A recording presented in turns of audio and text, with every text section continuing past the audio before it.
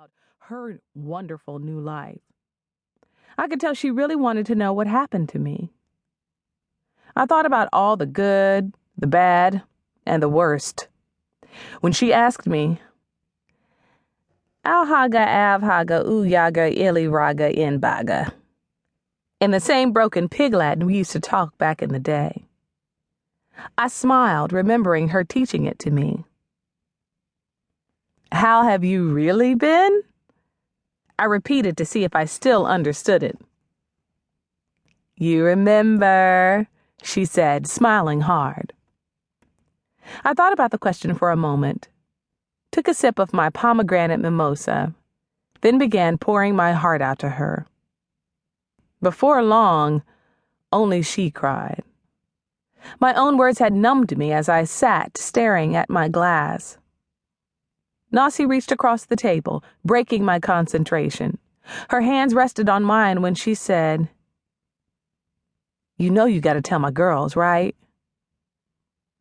I didn't understand, and I guess my face showed that I didn't, 'cause Nasi said, They gotta hear your story and know they will be okay too. What you mean? I said after taking another sip from my glass. I ain't have nothing to say to them kids. Wasn't like I was a college graduate or had some big career I could brag about like her. What was I going to tell them? I sold my body for more than half my life? Look at you now. You still here, she said matter-of-factly. Somebody told me once that some people got to take the rough and muddy road in life. I rolled my eyes and looked over Nasi's shoulder at a waiter refreshing a customer's glass. You know why? Nasi asked, her eyes penetrating me. I shook my head. Hell, I ain't never heard no shit like that. The easy road is a setup, Nasi said before frowning up her face. You can't see snakes and wolves lurking in the woods like you do on a muddy road. Plus, with every long stride you take, digging your heels in and pulling them out over and over again, you're building your strength for whatever's ahead of you. Maybe she was right. I swallowed the last of my drink and considered Nasi's words.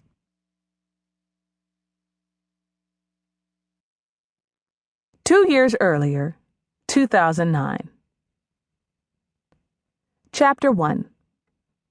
The thump, the thump, the thump. That loud bass beat knocked me back to reality. The walls and ceiling shook so hard the wood paneling covering the basement vibrated. For real, I forgot where I was until I noticed the tacky, sky blue bed sheet covering the patio window. Then I remembered Mika dragged me out to some stupid house party all the way out, Riggs Park, that I already knew was suspect as soon as we walked up the sidewalk. Nothing but broke niggas grinning from ear to ear. Mika said she promised somebody she knew she'd make it out, so I just kept my mouth shut, except for the drinks. Now my head felt like it weighed a ton. Had to be the cloudy haze hanging in the air. Whoever Big Cuz was, he's sleeping all up on my shoulder like he knew me. Dude must be insane. What'd I look like, a bed? He slid off easy when I sat up, but his hand still managed to stay on my thigh. Oh, hell no. I stood and pulled my skirt down. Where was Mika at? It was hard to see in the room, slightly lit by the glow from a huge fish tank spread across the far wall. Some people was hugged up on couches, dancing in corners. But there was no sign of Mika's chunky milk chocolate ass in that pink altar.